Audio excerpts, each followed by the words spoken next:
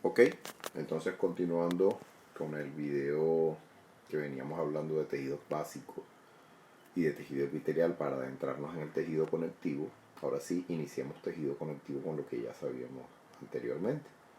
Precisamente en esta esquina yo había dejado un espacio para decir que el tejido conectivo estaba compuesto por células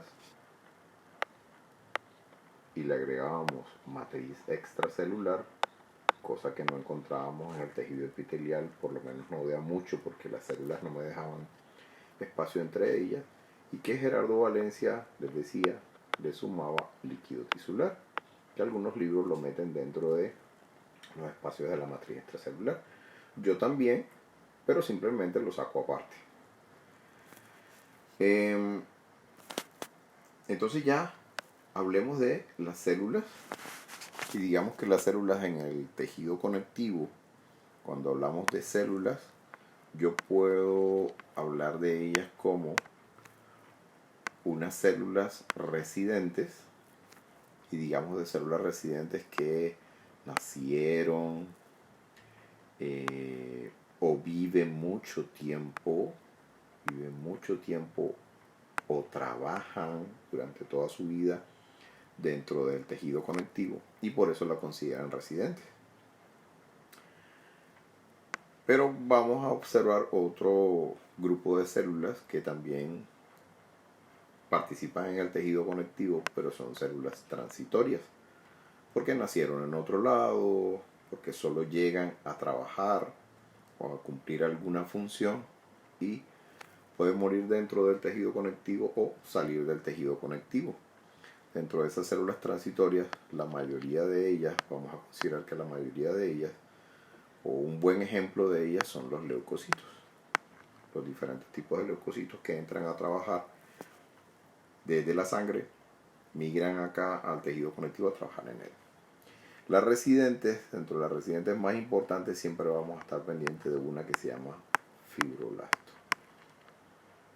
Y fibroblasto porque estoy hablando ahora mismo del tejido conectivo propiamente dicho, el tejido conectivo en general. Porque entre otras cosas, ese tejido conectivo del que estábamos hablando, yo lo puedo clasificar en tejido conectivo propiamente dicho, que es el que más abunda en nuestro cuerpo, tejido conectivo general también le podemos decir, y podemos hablar de tejidos conectivos especializados. Y la diferencia entre ellos, a grandes rasgos, es que en el tejido conectivo propiamente dicho, la célula fundamental es esta que estábamos hablando ahorita, que es el fibroblasto. Cuando esa célula aparece otro tipo de célula en un tejido conectivo, esa célula que aparece ahora vuelve al tejido conectivo especializado, porque si bien el fibroblasto es la más importante en el tejido conectivo propiamente dicho, lo es porque forma el 90% de la matriz extracelular de los tejidos conectivos. Sintetiza el 90% de la matriz extracelular de los tejidos conectivos propiamente dicho. Entonces, cuando cambiamos el tipo de célula en los tejidos conectivos, como en los especializados, la célula que aparezca aquí, y pongamos un ejemplo de uno de los tejidos conectivos especializados, el óseo, el osteoblasto y el osteocito me van a formar una matriz extracelular diferente, y esa matriz extracelular diferente con esa célula especializada va a hacer que yo llame a ese tejido conectivo óseo un tejido conectivo especializado. Y así pasará con el cartílago, así pasará con el tejido sanguíneo, que se considera un tejido conectivo especializado, el tejido hematopoyético y el tejido adiposo. Y eso lo veremos en clase posterior. Pero ahora todo lo que vamos a dedicarnos a decir, lo vamos a decir del tejido conectivo propiamente dicho y del fibroblasto. Entonces íbamos por las células y después en clase hablaremos específicamente de ellas y las miraremos en el siguiente video desde una lámina histológica. Pero ya yo sé que el fibroblasto es el más importante del cual voy a estar hablando. Que hay otras células dentro del tejido conectivo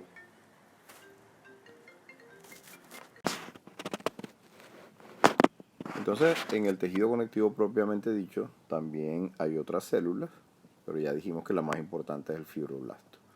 Pero existen otras, como el macrófago, solo que el macrófago, recuerden que proviene de un leucocito que entra, pero acuérdense que habíamos colocado aquí una cláusula que si vivías mucho tiempo y trabajabas en el tejido conectivo durante ese tiempo, te considerabas una célula residente. Eso le pasa al macrófago, eso le pasa al mastocito, que también son células que provienen de leucocitos.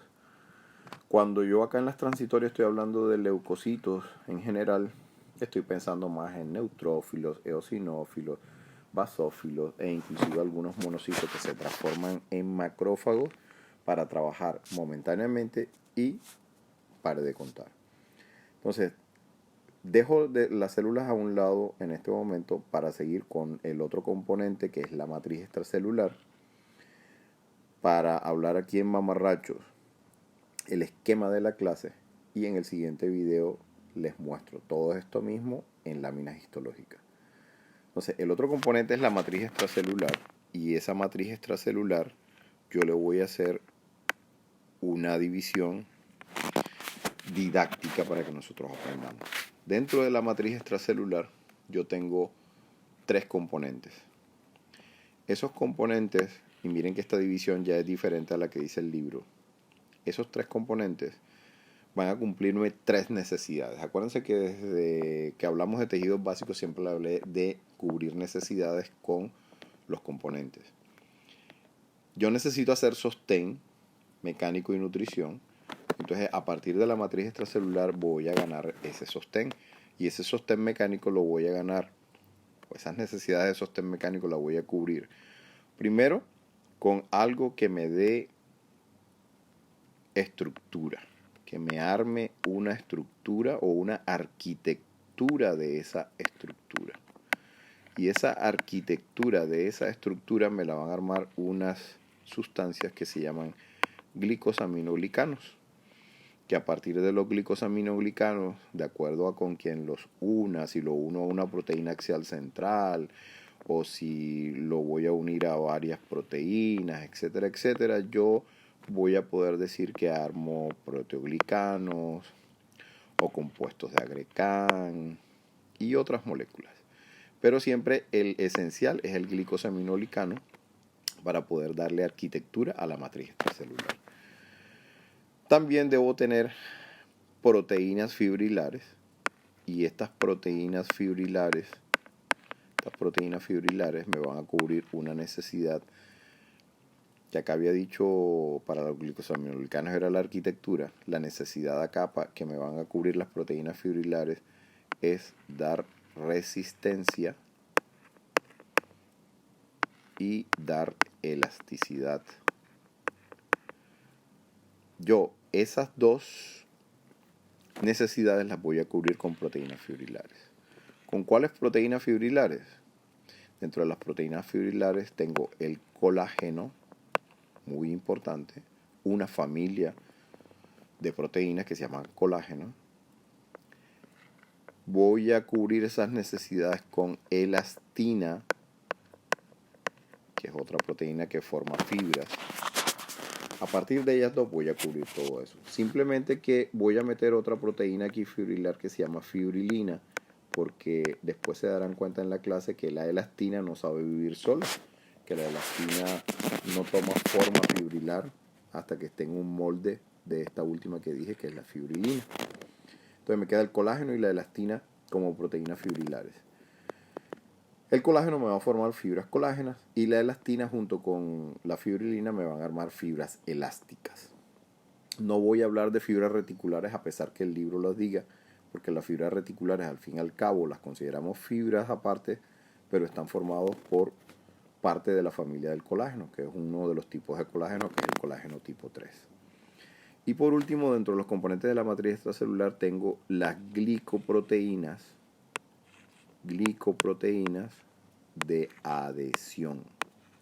Y esas glicoproteínas de adhesión para mí son muy importantes porque la arquitectura que yo había dicho y las proteínas fibrilares y las células debo hacer que entre ellas se unan de alguna u otra manera, que se mantengan en ciertos momentos, pudiendo adherirse y pudiendo ponerse en conjunto para poder funcionar como tejido conectivo. Entonces necesitaré estas glicoproteínas de adhesión.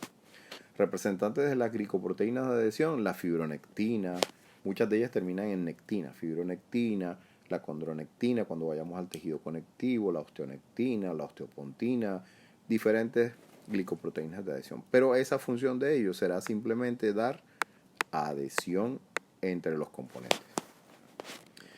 El libro les va a hablar que dentro de la matriz extracelular hay algo que se llama sustancia fundamental amorfa. Esa sustancia fundamental amorfa de la que habla el libro, para nosotros va a estar armada por los glicosaminoglicanos y el líquido tisular que se mete por los huequitos de los glicosaminoglicanos. A mí no me gusta hablar de sustancia fundamental amorfa porque este término amorfo, o me gusta hablarla, pero me gusta hablarla de otra manera, porque este término amorfo, si vamos a la realidad, todo en este mundo que tenga una estructura tiene forma. Simplemente que aquí le llamaron amorfo porque no es una de las formas que nosotros conocemos. Por ejemplo, un glicosaminoglicano, que es quien da la estructura o la arquitectura de todo esto, que al fin daría la forma. Un glicosaminoglicano, si yo lo quiero pintar, los que me conocen saben que yo sé pintar un glicosaminoglicano, sería más o menos así. Y que ese glicosaminoglicano es así porque cuando tengo la estructura de él, si la quiero pensar didácticamente, está formado por una cantidad de dímeros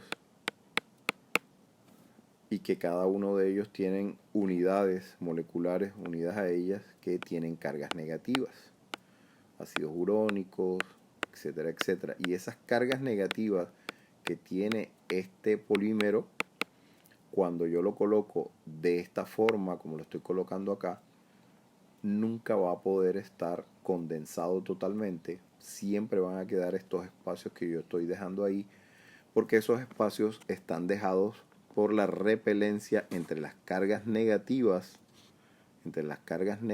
que van quedando de las estructuras que están haciendo parte del glicosaminoglicano. O sea, estas cargas negativas que estaban aquí, ahora las voy a colocar acá entre los espacios y esas cargas negativas se repelen entre ellas, haciéndome de que estos espacios se conserven. Y esos espacios, si yo colocara las cargas negativas en cada uno de estos espacios entonces se conservan y a través de esos espacios pasa el líquido tisular, que es el componente del cual hablaremos después. Hasta ahí les dejo este video y ahora voy a tratar de pasar esto a las imágenes en láminas histológicas. Nos vemos pronto.